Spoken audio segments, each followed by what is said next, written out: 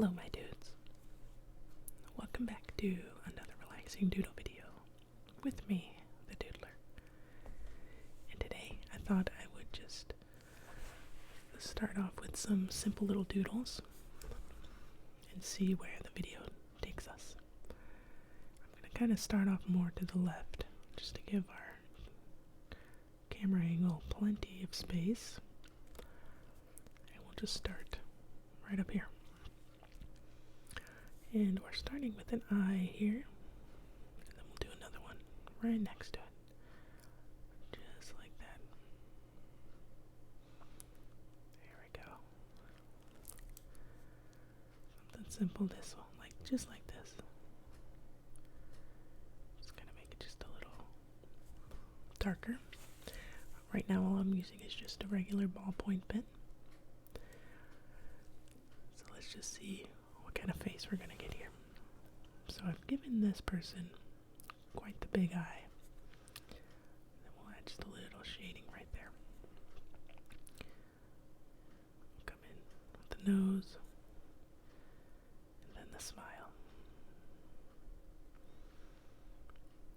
I like to add a little more shading on the corners of the mouth, so it kind of looks like slightly opened up a little. Here we go. Okay, then we'll go into the hair here. And just some simple wavy hair, about face length. Nothing too long. I think I'm a big fan of shorter hair. I certainly like shorter hair for myself. It's easier to keep up with. Less heavy on your head, you know. There we go. We'll come in with the chin there. And we could get quite detailed with this, but this is just our warm-up. So we don't really need to get too crazy with it. And there we have it. There's our first little doodle of the page.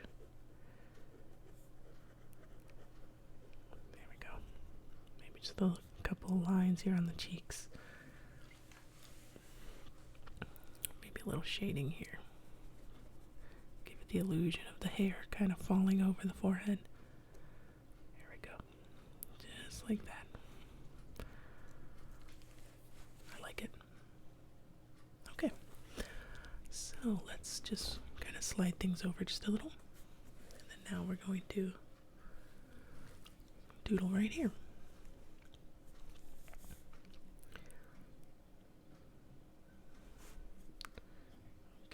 So, while I'm doodling, I'm also going to talk to you guys about anxiety today. We're doing another anxiety distraction. And I'm guessing that's what the title says. Something along those lines is anxiety distraction, distracting you from anxiety. And these videos actually seem to do quite well. And that tells me a couple things. It tells me that I guess people are quite anxious and resonate with that type of title. And it also tells me people are unable to find distractions for their anxiety. So they like to search far and wide all across YouTube, I'm guessing, or the internet, and just trying to figure out what they can do to distract themselves from their anxiety. It's quite a phenomenon, actually, where people get so completely stuck in their head and they can't even escape it. There we go. We kind of made this just a little different on this one, but whatever. People that are constantly stuck in their head, they almost don't live in reality. They are completely convinced of scenarios that their anxious brains have created. I know a friend that's got severe social anxiety, and before he'll even, put himself in a situation, he is already calculating all of the things that could happen in a situation. And so the coulds are controlling him. Scenarios that which have not even happened are what is stopping him from actually acting this out. How does that make sense? How can you have such a powerful thought that it completely immobilizes you? There we go. Just a quick little glasses face there. Perfect. Now we'll just kind of move on. Maybe just right up here, next to them. Right up here.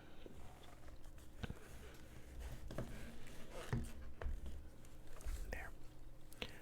Right there. So I asked my friend, I said, what is it that you're thinking about? And it comes back to external judgment and how this plays a major role in people's anxieties, where they are so convinced that those looking in or those witnessing whatever's happening, they're going to judge them harshly.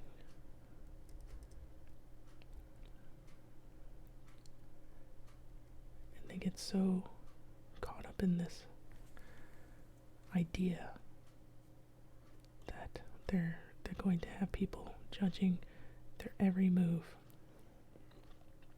We're going to give this person a shocked face because it's going to kind of imply they're anxious and they're stuck in their own fear. So something like that. There we go. And so people that are immobilized by their brains, they can think of everything. Like, let's say they have to go into a store, whether it's for groceries or maybe they're applying for a position. They've already calculated every possible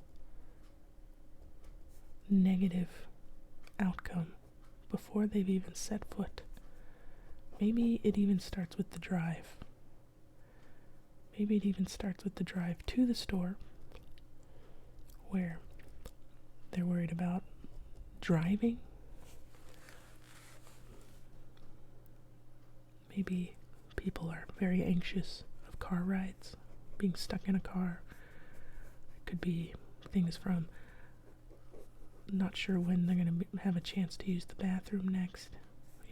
Things that might seem very, very simple for people that are able to control their thoughts. It almost sounds foreign to those type of people, where you're kind of confused, where you don't know how someone can reach this state of anxiety because it's just a simple car ride for you.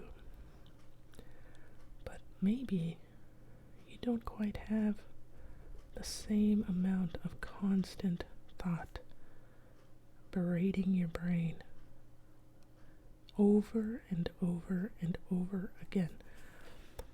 When you're just sitting there at home enjoying your evening or whatever, maybe you're not thinking about the what ifs. Maybe you're quite lucky in that sense, where you don't think about horrible things that could happen. You might just be kind of in your own little world.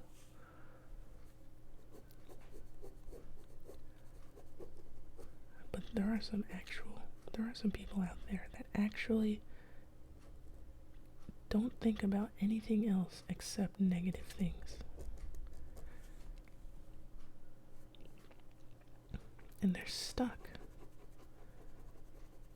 They're stuck in this. They don't want to think like this. People that are sick like this, they don't want to be this way. Because it takes an immense amount of energy to constantly be on edge. Whether you realize it or not, your body's constantly in like a fight or flight mode where it doesn't know what's about to happen, but your body wants to prepare for the what-ifs. So just in case, it's just going to keep you on edge. It's going to keep your heart rate up. It's going to keep your muscles tensed. It's going to keep your breathing fast. It's going to want to make you go to the bathroom constantly, because that's part of the fight or flight response, is going to the bathroom. And it wants to empty your bowels, wants to empty your bladder, so that you're lighter, so that your body's lighter and you can run faster from whatever danger is there. And for a majority of these instances, the danger is all in our head. So what do we do to control these thoughts?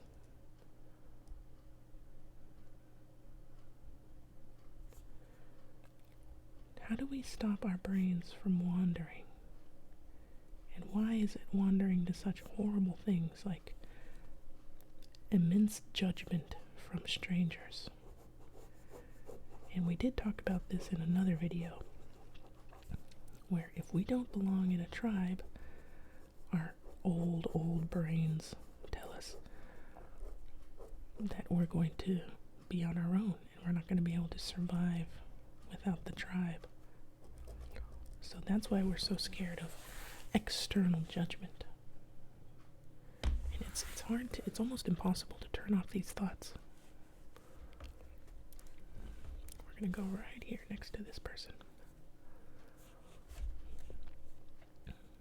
Let's kind of switch up our pen here.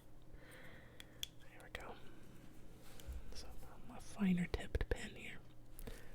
So how do we change the way our brain thinks? When you want to tell yourself like all the time that something bad is going to happen, your brain works in overtime, looking for any signs that this could be true.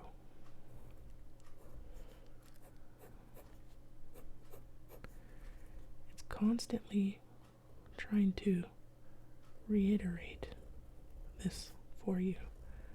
So let's just say this is your brain.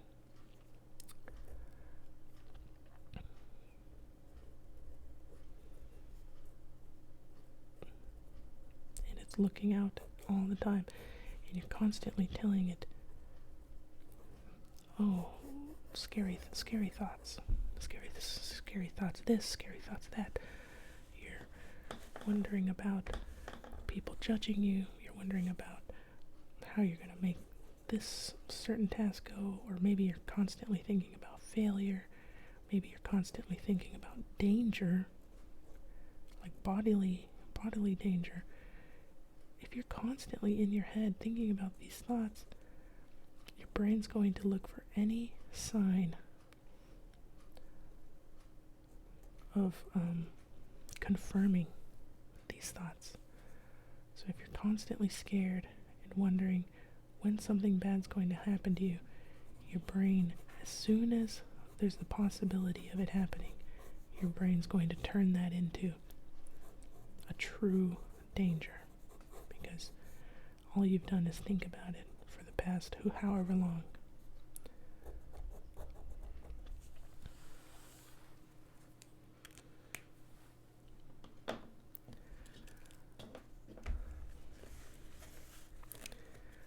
All I can really tell you is you have to, first of all, unwrap. You have to unwrap your fears. And one of the best ways to do this is to write it down.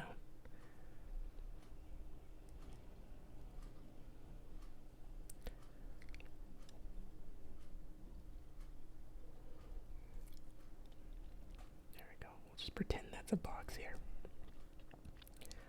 You have to unwrap your fears and get to the very core of it.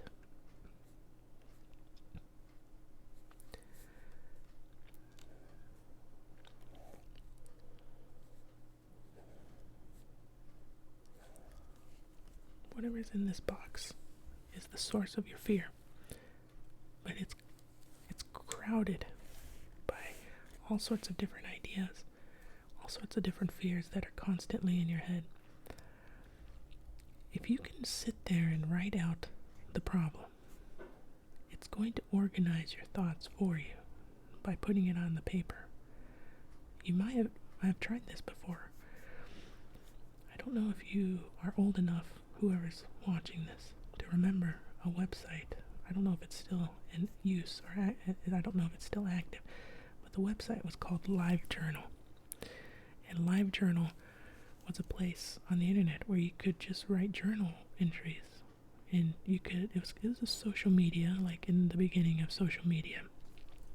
It was a social media website where you could write journal entries, and you could have followers, and people can see, what kind of things you're writing in your journal. And you can also have private journals, private journal entries where people won't get access to them unless you want them to. And I can't tell you how many times I used LiveJournal growing up, angry at my parents or upset about something that happened at school.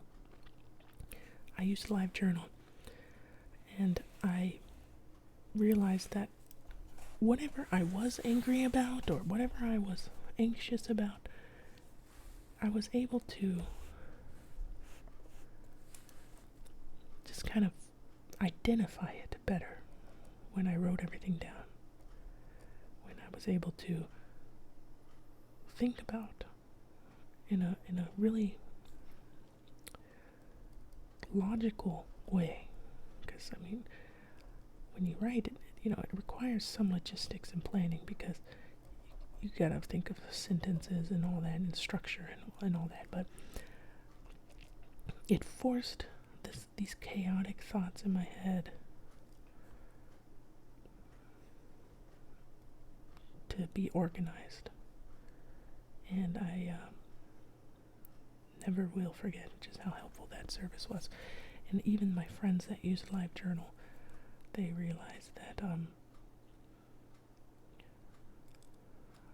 writing down their feelings can actually make them feel better, in the sense that they're able to understand what's really going on. So let's see here. Let's just try and draw a pen here. It's not really a good way to draw, but we're not going to worry about it. This person's writing down in their journal what's been going on in their life.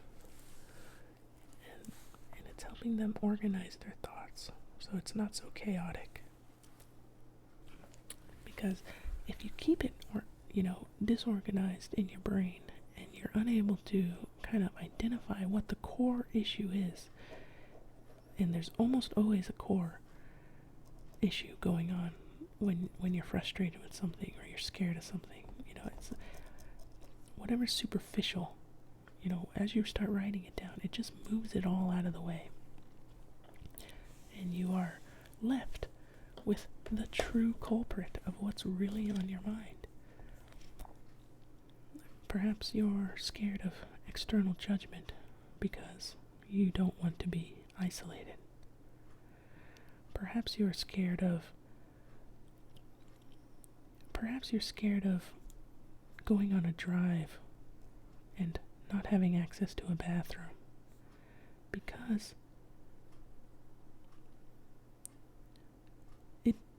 you don't like the lack of control that you have if you're in the car. Especially if you're not the one driving. Maybe that's what causes you to have such severe anxiety. Because if you're not driving, you don't get to stop the car. And you don't then you run the risk of maybe soiling yourself in the car. And that thought is very scary for you. Because again, that comes back to external judgment from strangers, from, colleagues, family, friends. You're thinking about this scenario of, oh my gosh, they're going to ostracize me. They're going to think I'm this freak because I couldn't hold my, water in, or I couldn't make it to the bathroom in time, or I had them stop multiple times because I was so scared of the like going to the bathroom on myself. There's always a core issue going on, but it's not always easy to identify. And it's especially not easy to identify when you're constantly thinking about terrible things.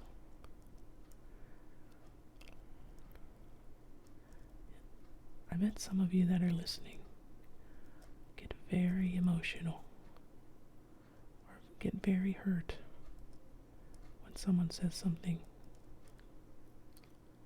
along the lines of criticism.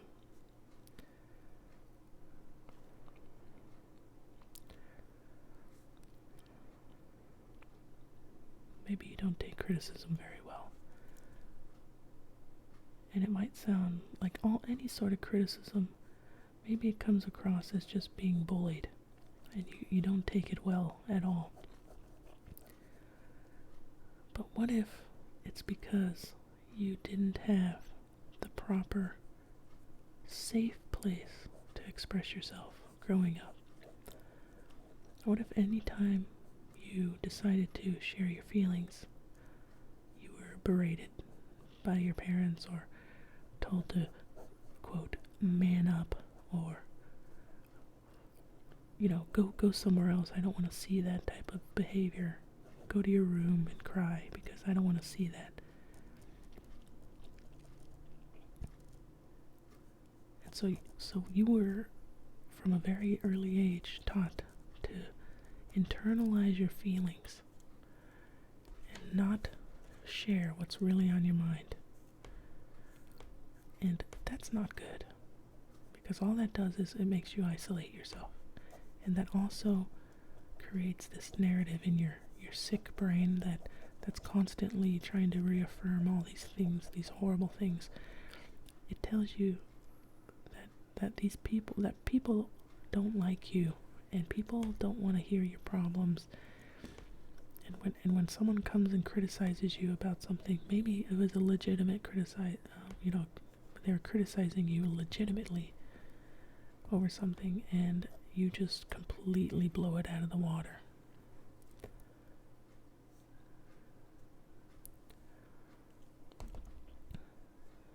It's by no means an easy thing to get to the bottom of,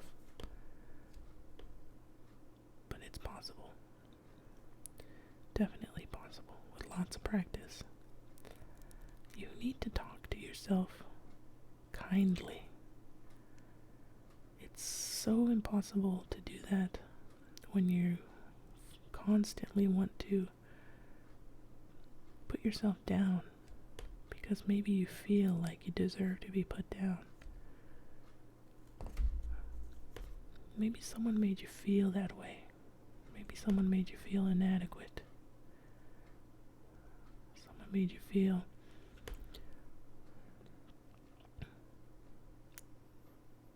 a certain way, and then you got stuck on that. You made it your identity, and then your brain does that thing where it's going to confirm all of the thoughts you have with the smallest sign, the smallest little the smallest sign of any affirmations that you're having. Your brain's going to latch onto them, like, oh, so and so looked at me this way, it's because I'm this way. And you've confirmed nothing. You've confirmed nothing for yourself, but you've already convinced yourself.